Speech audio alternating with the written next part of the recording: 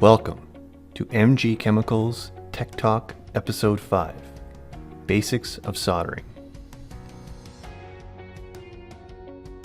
We'll start by introducing a few different types of solder wire and break down for you some of the key properties to consider when choosing wire. First, let's consider the size of the wire diameter, which is noted on the label either as a size in inches or gauge.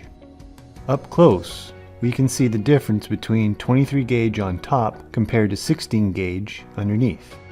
Looking at a cross-section of wire, we can see the flux core that comes standard in our solder wire.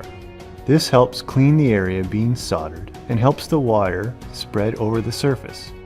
Another thing we want to point out is the composition of the solder.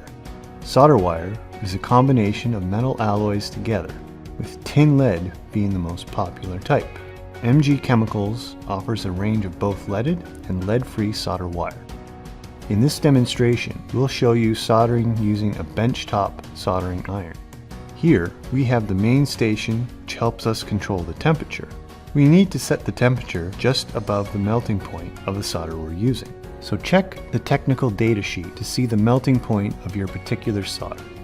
Next, we have the soldering iron, which as you can see, have different tip sizes. For work in finer areas, choose a tapered tip, whereas for larger areas, you can use a broader tip. The next thing we need to discuss is how to preserve the solder iron tip. Due to the high heat when in use, the tip is prone to oxidizing, which disrupts heat flow. To prevent this, periodically dip the tip in the tip tinner, then, using a wet sponge or wire pad, scrape off excess tinner to prevent buildup. Let's start by soldering these wires into the through holes. Take a few seconds to heat up the area around the through hole with the iron. Then, we slowly feed the wire into the iron. The solder quickly melts and spreads around the hole. Now, let's look at solder flux and how it's used in the soldering process. As mentioned earlier, our solder wire comes with a flux core which helps the solder flow over, creating stronger joints.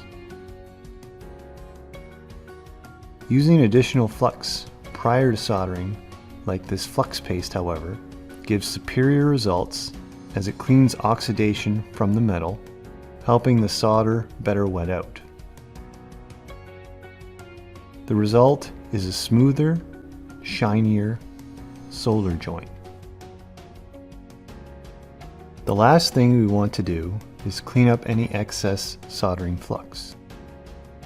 We do this to prevent corrosion and possible electrical shorts caused by the flux residue.